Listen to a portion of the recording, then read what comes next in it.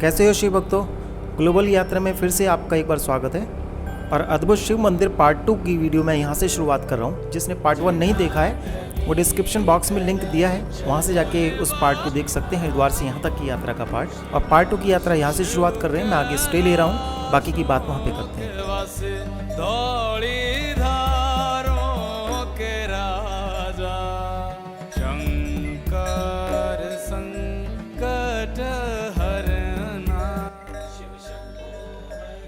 तो दोस्तों मैं यहाँ अभी रुका हूँ। ये जो रास्ता जाता है ये ताड़केश्वर मंदिर के लिए जाता है। यहाँ से लगभग 1 किलोमीटर दूर ताड़केश्वर मंदिर है। ताड़केश्वर महादेव जी का स्थान है। और ये होटल है, होटल हिल व्यू। ये एक अकेला होटल है मंदिर के पास, ठीक मंदिर के पास में 1 किलोमीटर दूर। वैसे तो बहुत होटल रास्ते मिलेंगे, लेकिन मंदिर के पास यही एक अकेला होटल है, होटल हिल व्यू।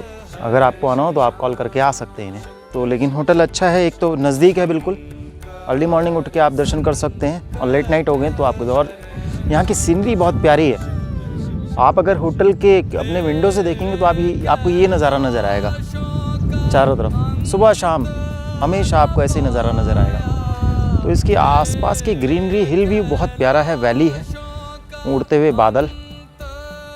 और अभी लेट नहीं करेंगे, हम सीधे जाएंगे ताड़केश्वर महादेव मंदिर। यहाँ मैंने स्टे किया। लगभग यहाँ से 1 किलोमीटर दूर है ताड़केश्वर महादेव जी का मंदिर। हम बस पहुँच गए हैं।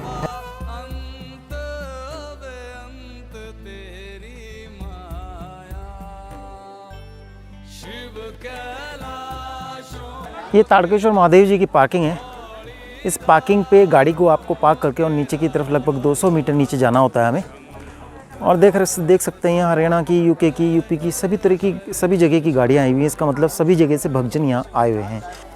हम चलते हैं नीचे महादेव जी के दर्शन करने।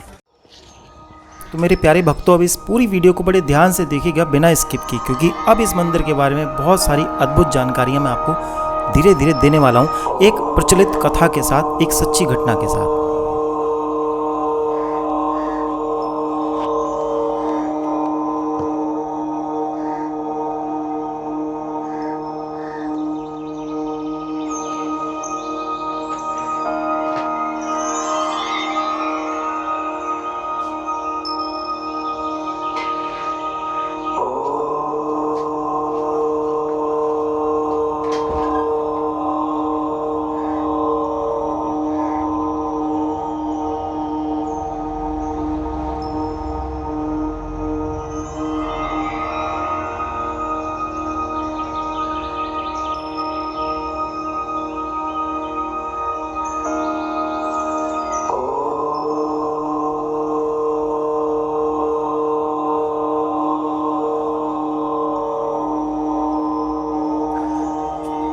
काफ़ी छोटे छोटे शिव भक्त भी आते हैं यहाँ पर, है ना। हाँ, हर हर महादेव। तो यहाँ से जब हम जाते हैं तो यहाँ से 2 मार्ग हैं। ये मंदिर का प्रवेश मार्ग है जो सीधे हाथ की तरफ है। जो उल्टे हाथ की तरफ है वो सामने आप देख रहे होंगे, वो आश्रम है।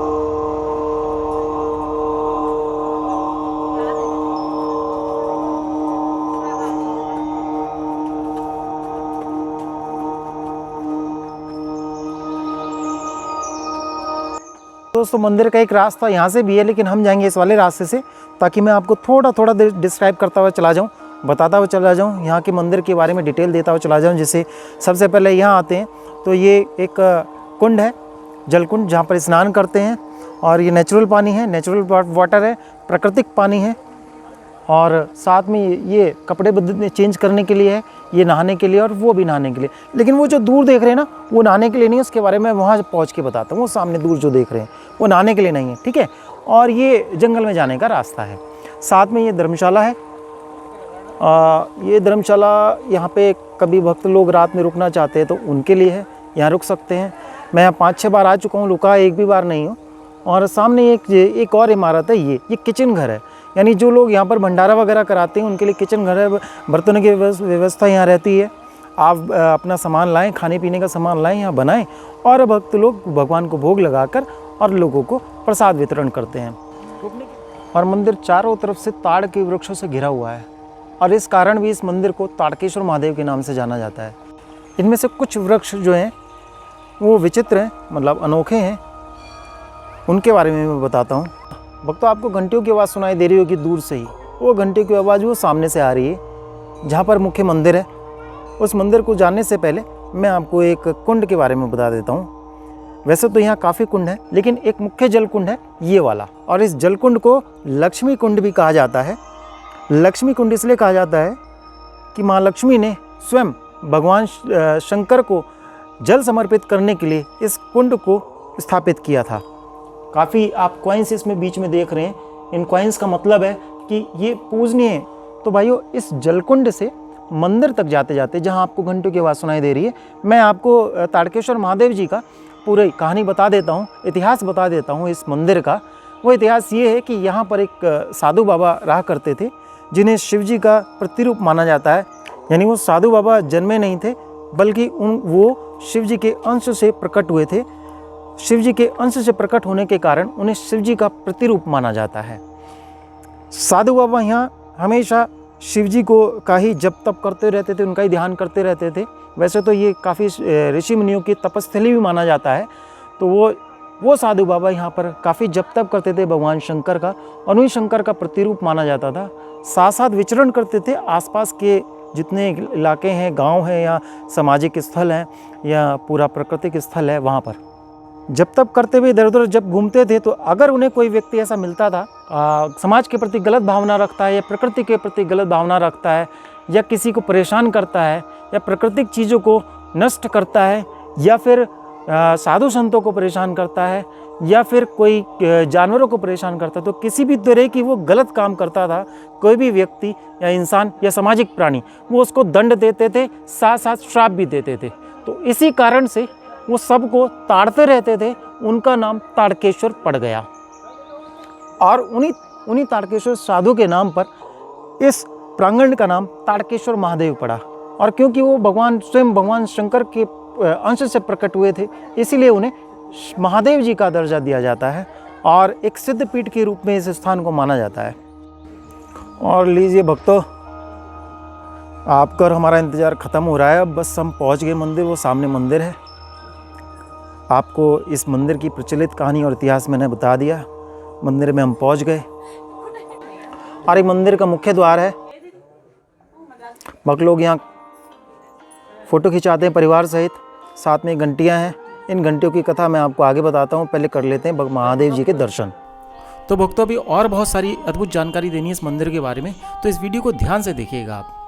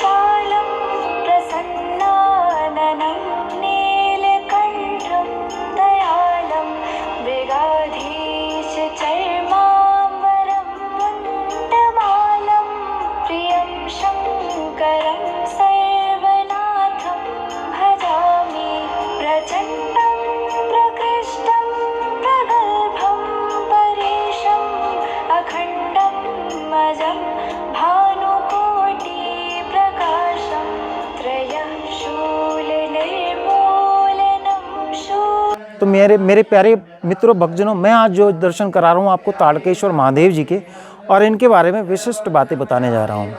पहले आप दर्शन कीजिए घर बैठे, जैसे मैंने आपसे वादा किया था। तो आप घर बैठे एक विशिष्ट मंदिर के और अद्भुत मंदिर के दर्शन कीजिए, ताड़केश्वर महादेव जी के, जो बिल्कुल प्रकृति के बीच में बसा हुआ मंदिर है। इस प्रकृति के बीच में, ताड़ के वृक्षों के बीच में बसा हुआ ये मंदिर है महादेव जी का, ताड़केश्वर महादेव। ज़्यादातर आप जो भगवान महादेव के मंदिर देखेंगे, शिवालय देखेंगे, वहाँ शिवलिंग के रूप में वो स्थापित हैं, लेकिन इस मंदिर में भगवान मूर्ति के रूप में स्थापित हैं, जो भगवान का अंश रहे हैं, भगवान के स्वयं के अंश से प्रकट हुए हैं। ताड़केश्वर महादेव जी के अंश से प्रकट हुए हैं, ताड़केश्वर साधु बाबा, वो एक मूर्ति के रूप में आपको यहाँ स्थापित नजर आएंगे। तो यहाँ शिवलिंग की नहीं, इस मूर्ति की पूजा की जाती है, जिन्हें ताड़केश्वर महादेव बोला जाता है। हे भोलेनाथ, संसार के समस्त शिव भक्तों द्वारा इस प्रार्थना को स्वीकार करें।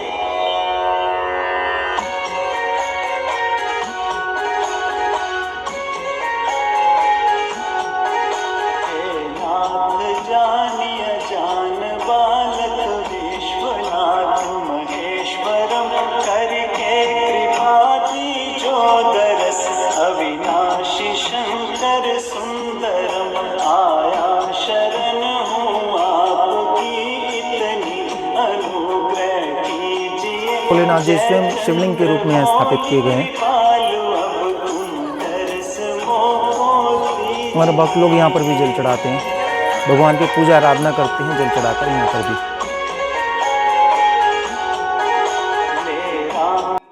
उसी प्राचीन काल के पत्थर यहाँ मिले हुए हैं, जिन्हें यहाँ सजा के रखा हुआ है।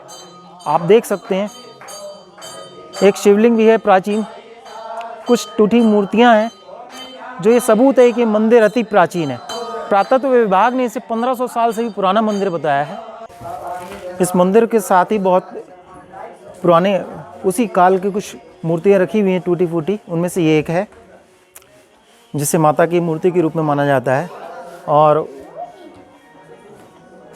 इसी मूर्ति के प्रतिरूप में यहाँ माता की एक और मंदिर बनाया हुआ है, इसे आप देख सकते हैं। इस मंदिर की स्थापना की गई है क्योंकि मूर्ति खंडित हो चुकी थी, तो एक नई मूर्ति भगवान की बनाई गई आज के समय के अनुसार। और जो विशिष्ट पेड़ों की बात कर रहा था मैं, उनमें से ये 3 पेड़ हैं, उनमें से एक सामने आप देख रहे हो चुन रही, एक विशिष्ट पेड़ है ताड़ का। ताड़ का पेड़ जनरली सीधा होता है और सिंगल उसमें एक ही तना होता है, लेकिन इस ताड़ के वृक्ष में ऊपर जाकर ये त्रिशूल के आकार का बन गया है। वो ऊपर शायद आपको नज़र आ रहा हो, वो सामने वो त्रिशूल के आकार का बन गया है, इसीलिए इस पेड़ को विशिष्ट माना जाता है यहाँ पर, अति विशिष्ट। और इसे भगवान महादेव के त्रिशूल के रूप में माना जाता है।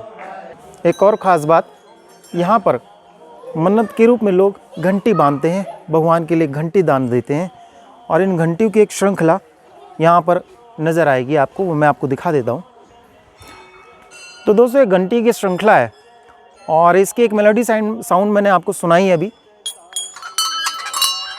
इस तरीके से बजाते हुए चलते हैं, बड़ी सुंदर लगती है मेलोडी साउंड। इसी तरह की घंटियाँ मुझे उत्तराखंड के दूसरे रीजन, कुमाऊं रीजन में जब मैं जाता हूँ, तो वहाँ गोलू देवता के नाम से काफ़ी मंदिर है महादेव जी के। वहाँ पर भी घंटियों को भगवान को समर्पित करने का एक प्रचलन है, और कहा जाता है जिसकी मन्नत पूरी होती है वो इन घंटियों को भगवान को समर्पित करता है। भगवान का धन्यवाद करने के लिए इन घंटियों को यहाँ पर बांधता है। कुछ लोग मन्नत मांगने के लिए भी घंटी बांधते हैं, और कुछ लोग भगवान को अपना धन्यवाद समर्पित करने के लिए भी घंटियाँ बांधते हैं। ये घंटियों की श्रृंखला दूर तक है, और आप देख सकते हैं, मैं आपको दिखाता हूँ। ये देखिए कितनी सुंदर लगती है घंटी बजती हुई।